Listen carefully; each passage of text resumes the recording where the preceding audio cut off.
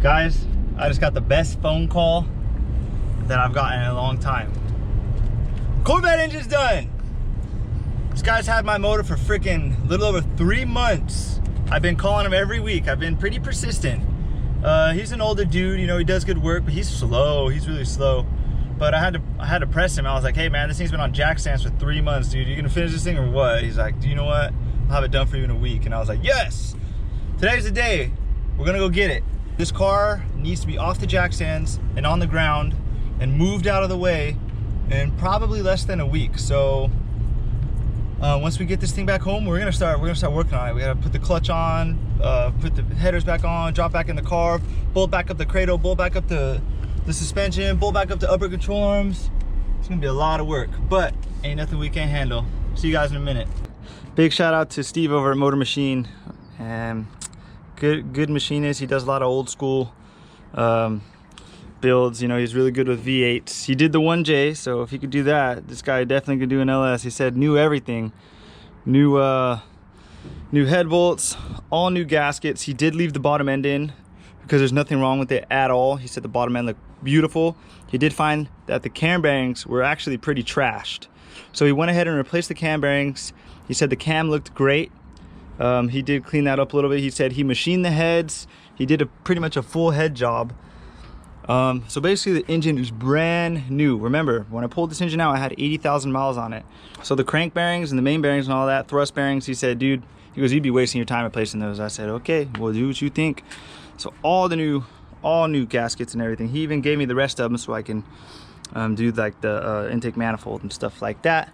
He kicked ass. So hopefully everything's good. I got to put a couple sensors in. I got a new clutch. I'll put that on. We'll go over that, and then we're ready to throw this thing back in the car. Okay, let's go over some stuff real quick because it's a lot. And then after that, we're gonna start tearing apart the car again. As you can see, my backyard is a dang mess. The Corvette's sitting here. She hasn't been washed in a month, at least. But good thing about it is, while it was apart, I did go ahead and fully clean up the engine bay. There's no oil in here at all. I pressure washed everything. And let's go look at the new parts that we had bought for the engine. Got the engine back here. Engine's freaking ready to go. And here's a bunch of new parts that I had bought while waiting for the engine to be done. These right here, these are the check valves. The smog pump puts air into the exhaust on startup, which is freaking stupid. I got these because I think mine are bad. I don't know if you've seen in my last video how the bushing on the upper shock in the front was completely trashed. I found some poly ones, so we'll throw those in there before we get it back on the ground. Let's just go look at that real quick. So these aren't really designed for a coilover because the coilover literally takes all the weight of the car and it puts it right here. Before, it was on that mono leaf spring, which put all the weight on pretty much the center of the cradle or whatever on the leaf. So this is not really a good design, but we're gonna go change that because that's dangerous. I bought a brand new knock sensor harness because mine was all brittle, fell apart. Brand new GM freaking knock sensors. These are not cheap, but I got them. I got intake manifold bolts. I noticed the 8mm were really hard to take off once you started getting under the cowl. So I went ahead and I got some of the Allen wrench style. Okay, new washers, all stainless by the way. Went ahead and got that. And I got a couple of these clips because I freaking broke one, taking them out. I believe one of them's the right size. One of them's too big. So whichever one it is, then I'll find out which one it is and I'll order another one because I think I broke 2 of them. But I don't want to spend all that money. Header to cat pipe, this right here where these 3 bolts are. Oh, you can see it right here. So this one came out like that because it was seized, but then 2 of the other ones broke. So I bought these. I think these should be what I need. We'll find out.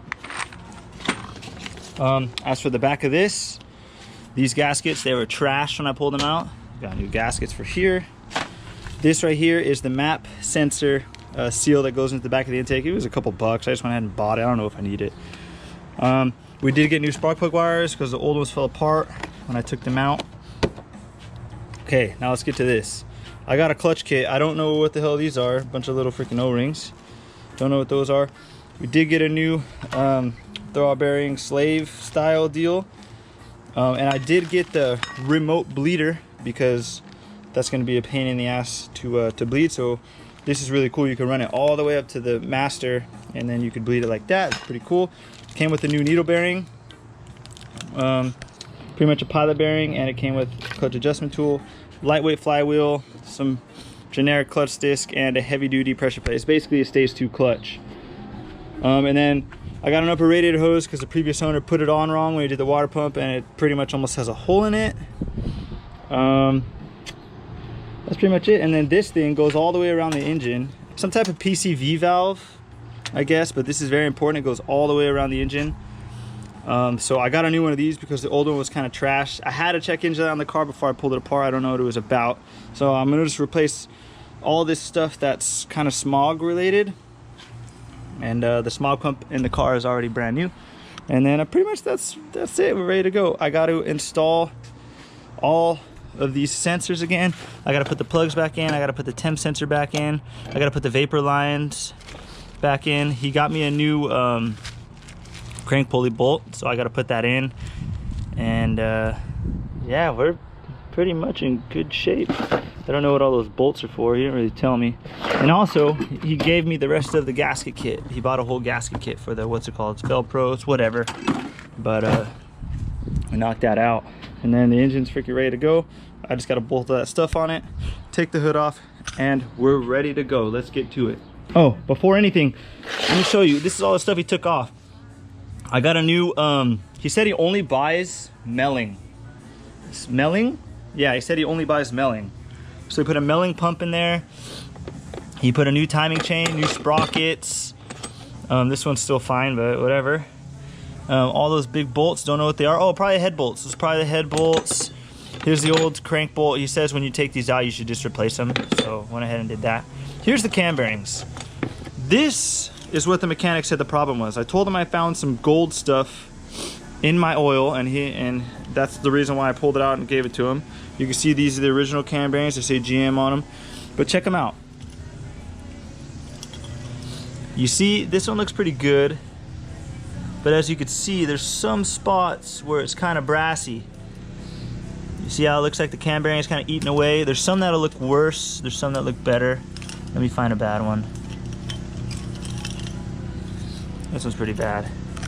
You see how that whole thing, the whole outer coating is gone? So this, he said, was the problem. This is why I was seeing the metal in my oil and the little flakes. I probably could have drove on that, and it probably may have gotten better, may have gotten worse. I don't care. All I know is we got brand new cam bearings in this thing, baby. Brand new oil pump. We're ready to roll. We are ready to roll. This 2002 car with 82,000 miles has pretty much a brand new engine. So, hell yeah.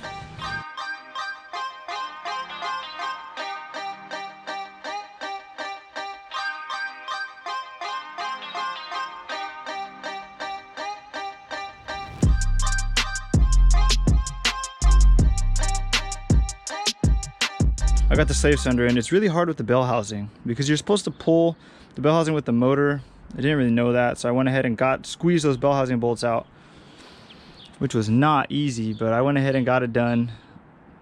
Yeah, we got the slave in. We had to disconnect the slave inside of there, push the lines out of the bell housing, pull the slave out, put the new slave in, and hook it up anyway. So this new slave was pretty garbage too. So here's the old one, right? They have like these roll pins. You see it sticking out of the side there. Well, the line on the C5 has like a quick disconnect. So this is what came on the new slave. Well, this is the wrong one. I don't know what car this is for, but it ain't for a Corvette because it comes right out of the freaking slave like this. My quick disconnect is like 3 feet away from the slave. So a line connects here, goes like 3 feet, and then it has this and it connects to this. So long story short, I had to use the old one. So pulling this roll pin out wasn't a big deal because I had to use the old one anyways. And since I didn't pull the bell housing, I had to pull that out anyways. And as for the bleeder, we went ahead and bought a remote bleeder.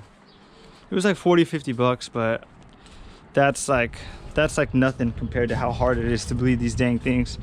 So the remote bleeder comes around, I got it right here. So what I did was I took the top off, and I let it hang lower than the slave, so now it's the new lowest point. So the fluid made its way from the master through the slave and then through the end. So we got most of the air out. Now all we got to do is we have to do a quick bleed once we get the motor on. I don't want to press the clutch in right now because it'll freaking blow the slave out, and I don't want to break it. So we're gonna put the motor in, and then yeah, try to get everything out of the way. I got everything back on the motor mounts, everything like that. We're all ready to go.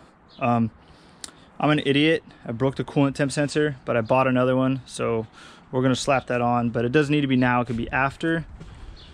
And I think it's ready to drop in. We're gonna move a few of these things, kind of tuck them out of the way just so the engine doesn't catch it all when it comes in here. But yeah, we're gonna get this engine in.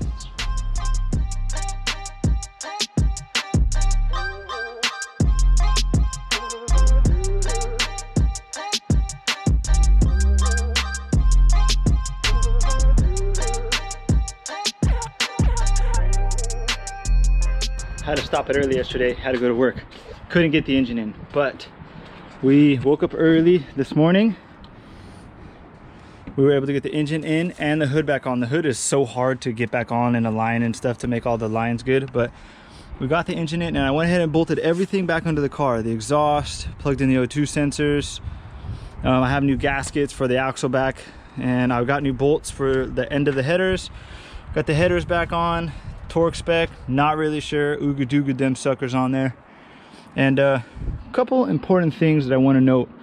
If you guys haven't watched my last video, go ahead and watch it. I go into, I don't know, okay detail on how to get this engine out from the top of the car. Now, is there better ways? Probably, but the way I did it was pretty cool, and you learn a few things on the way, tips and tricks that I'm gonna show you right now. So when you put this engine in, make sure that you unbolt this line from the power steering. You can unbolt it and then loosen it from the rack, and you can just swing it out of the way, and then when you're done, you just put it back. Now, did that work? Yes, but I ended up hitting it with the balancer so many times that I might have messed up this part, and I believe it's part of the rack. So hopefully that seals. If not, I'm gonna have to sand it down a little bit and you know, see if we can get that thing to seal. Now, that was one major hurdle. The other major hurdle was actually getting the shaft of the torque tube to go in through the clutch splines and into the pilot bearing. So I went through the clutch spines just fine. What I did is I went ahead and I put it into gear, and when I was going to put it through, I just kind of had my girlfriend rock the back wheel. If you can't get it, you know, rock the back wheel, it'll move it just enough to kind of clip in there, and then you can put it back in neutral, and then you have to make it through the pilot bearing. The pilot bearing was the hardest part. I tried for, I don't know, a good hour or two to push the engine against the transmission. It didn't work. So what I ended up doing, which is not a good way to do it, is I ended up putting a bolt on each side, and I ended up squeezing the engine to the transmission. Let me kind of stress why this can be bad, because if something's not lined up or whatever, it's gonna go no matter what if you're sucking it in using the bolts. So what I did was I went a couple turns on each side, and I just went slow, and I made sure the dowels to the back of the engine and the bell housing, I made sure they were lined up and everything was going smoothly, and eventually just got it to where I was able to push the motor in the rest of the way, because it kind of got it started, and that made me feel a little bit more at ease. But yeah, just pushing it in, it was so hard, I couldn't do it. So I had to use the bolts, kind of a last resort method, but yeah, that's gonna work.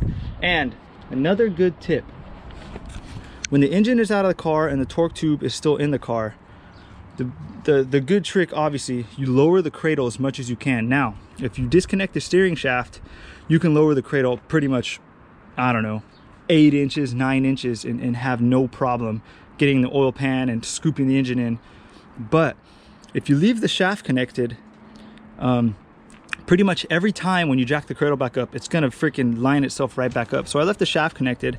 Now, that means the driver's side didn't drop as far as the passenger side, but it was just enough to get the engine in. Now, once the engine is in, if you're having a hard time getting to the bolts in the back of the engine, whether you took off the bell housing or whether you left the bell housing on the motor and you unbolted the torque tube from the bell housing, a tip that I noticed that helped a lot was you could take the engine and push it over to one side, and it'll give you more room to grab the bolts. When I was taking the engine out, it was way harder because I was trying on very little room on each side. So if you push the whole engine over, because the cradle is not in the way of the motor mounts and they're not catching, you can push it over and you have a ton of room. that ended up working flawlessly for me. I was able to get the bell housing bolts on, no problem at all. It was easy, way easier. And while you're in here, if you want to go ahead and replace your cam sensor, and I think this is oil pressure, you can if you want. Mine looked okay, so I'm just going to go ahead and send it. Remember this little vacuum line, you have to get that into the back of your intake, or else you're going to have a small vacuum leak, which I noticed was out when I was digging back there trying to get it off. Now, the hardest part is going to be getting the power steering on. I had a nightmare getting that thing off. I probably took it off the way they're not supposed to take it off, but oh well. Everything under the car is pretty much good to go. New gaskets and everything. She's all sucked back in. I did put an oil filter on there, and I filled it full of oil, so we'll let that kind of sit there for a while, make sure there's no leaks. I'm gonna pour maybe, I don't know, a quart of oil or 2 quarts, make sure it doesn't leak. Because I noticed my mechanic missed a bolt. Luckily I had one, so I went ahead and put that in there in the oil pan.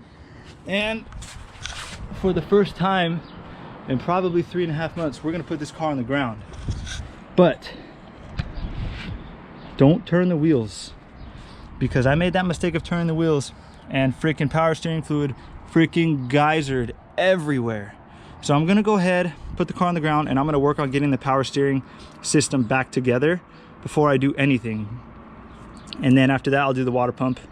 And then after that, we'll do the intake manifold. And then we're not too far from being finished. I pulled the battery out to charge it. It's just about dead. So we're just gonna get the car on the ground and we're gonna keep working on it. But right now, we're having a party tomorrow, so this car can't be here. So after it's on the ground, I'm gonna tidy up the power steering. That way fluid doesn't go everywhere. And we're gonna push it out of the way. And we're gonna work on it after that. So I'm gonna get all that stuff back in, and then, you know, I'll show you a couple tips and tricks that I learned along the way. Let's get this car done.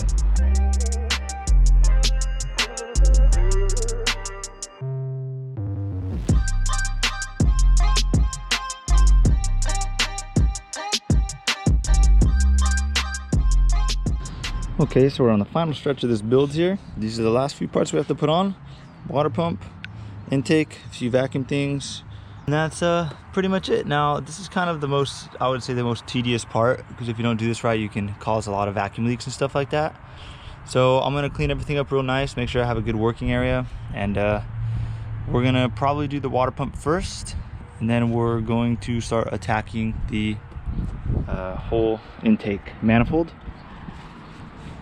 So when I was inspecting this piece, when I was ordering parts, I noticed the what's it called, it's kind of jacked up here, got some cracks in here.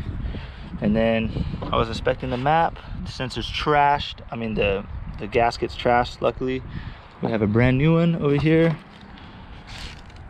And then I was looking at this, check this out guys, look at this, big oops. So luckily I got a new one of those. This thing's probably freaking running like ass. It had a huge vacuum leak. Actually probably had a couple of them.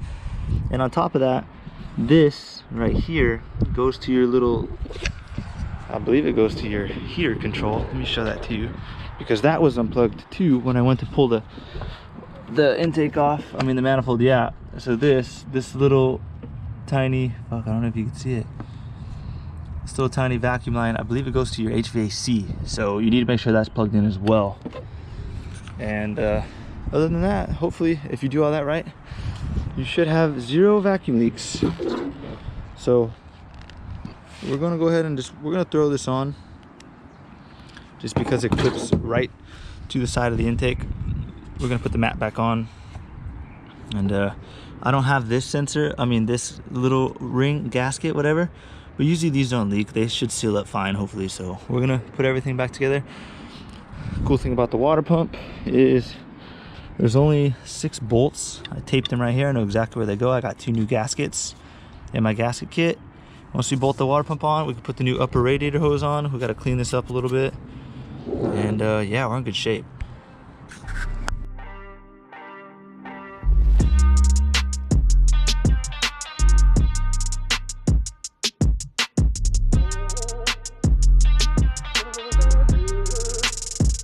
Took a lot to get to this point, but it looks like we're on the final stage of this little process here. I got these exhaust check valves here. I got the water pump on, I got both serpentine belts on, I got a new upper hose on, all new gaskets. I keep saying that because it feels good, all new gaskets.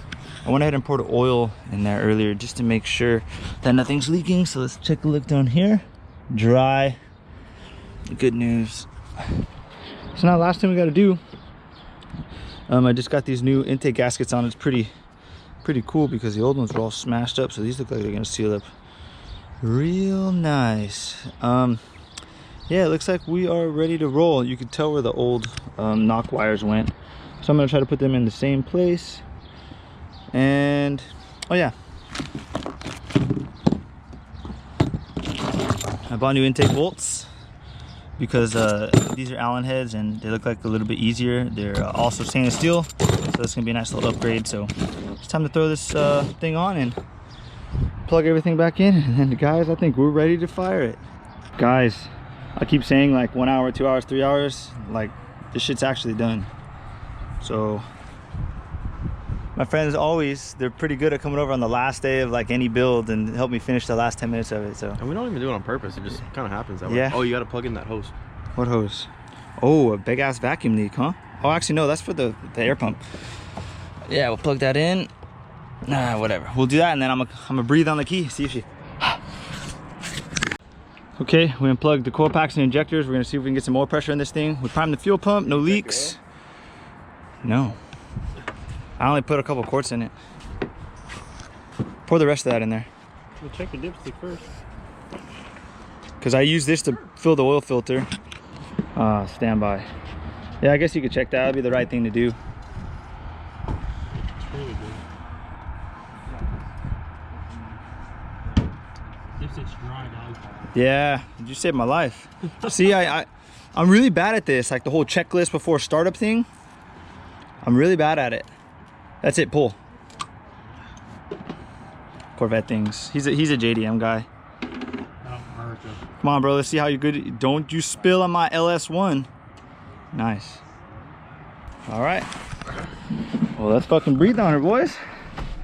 Neutral, e-brake.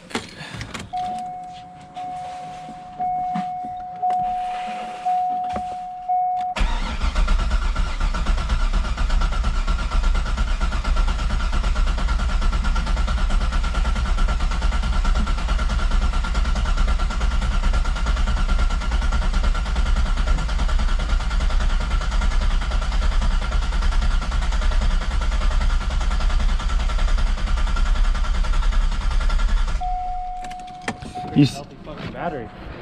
I just charged it. I just had it on the charger. You hear it? You hear the compression? How it just started building up? Yeah. It was like galloping, and then it was like cool.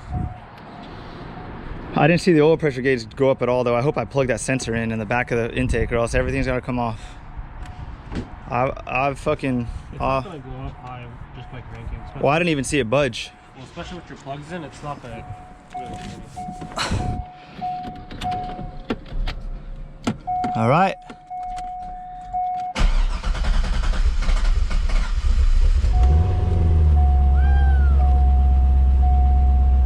Yeah, we got pressure, boys. Yeah.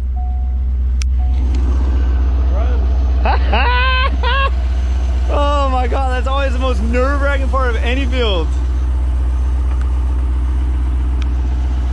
I don't think we're forgetting anything. We got, as long as we got oil and we're doing coolant, we can't fuck anything up. And grab the leaks. oh yeah, dude, I'm glad you're here, bro. I'd be sitting here like, ah! That air pump's loud.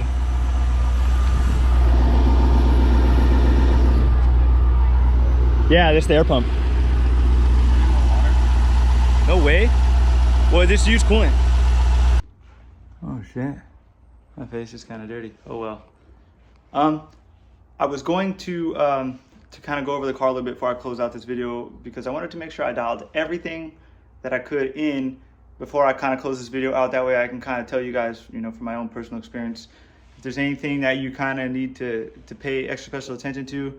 And that really wasn't the case. The way we put the car back together is pretty dialed. I just bolt checked it maybe like a week or two ago, and everything was pretty good. So Let's go outside and check out the car, and I'll tell you, you know, the problems that I had with it and stuff like that. I just did the first oil change after I think like 1,500 miles. It was supposed to be 200, but oh well. So let's go outside. So after putting the engine back in this car, I literally just hopped in it, started driving it.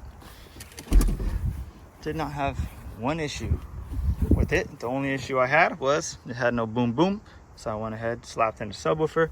I kind of just rigged it together. You know, I didn't really do anything fancy. I just ran a bunch of wires, slapped the amp right here in this little, what's it called?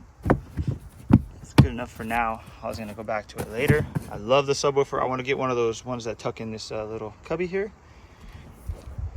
Now, as for the seats, I had those NRG buckets in there. They were cool, but after a while, daily driving this car, they kind of got uncomfortable. So I got some stock C5 seats, threw them in there for now. I did buy some S2000 seats that I'm going to put in here. Stay tuned for the video on that. 6-speed, love it, works great. Gas mileage, 18 miles a gallon.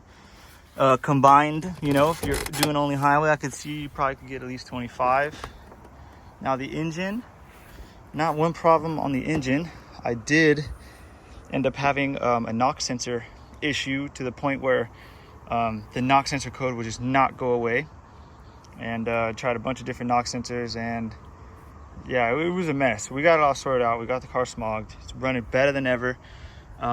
These check valves did solve my my check engine light problem for that. What else did we do? Oh, we put new plugs in it because I didn't do that. I highly suggest putting new plugs in it because these plugs down here were a pain to get to, but you can get to it. What else did we do here? Oh, I had my buddy plug into, what's that called? HP tuners. So I had my buddy plug my ECU into HP tuners, and there's one thing that I had to have him get rid of.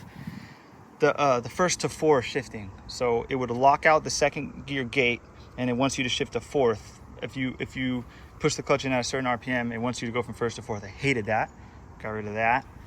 And also, we're having an issue with the IATs being really high. And it's not because the IATs were high. It's just because the intake gets heat soaked and it cuts timing. So I had that shaved down a little bit so it doesn't cut too much timing, because, you know, I don't race this thing. I just drive it to work. But I did notice a big difference on that. And also, if you guys are doing this, replace the tensioner, not the tensioner, the idler pulley. Because these idler pulleys, the one down there for the air conditioning belt, every once in a while it makes noise, and it's so hard to get down there and change it. So I haven't done that yet, but we're good. We just did the first oil change. It's looking good. Oil's looking good. The car runs fantastic. And I really have nothing else much to say. I've been looking for new wheels though, because these Nitto NT05s are starting to come to the end of their life. I did buy some 3-piece wheels for it. Who knows if we're gonna put that on or not. Not really sure. But this car is awesome. That being said, I want to thank you guys for watching this video.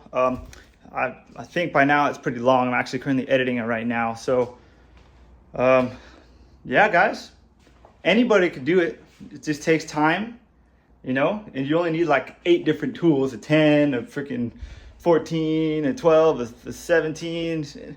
Like literally I was able to do that with very minimal tools and some jacks and some jack stands, and obviously a bunch of time. You know, if you got a friend helping you, that would be really really helpful. But driving, got no complaints.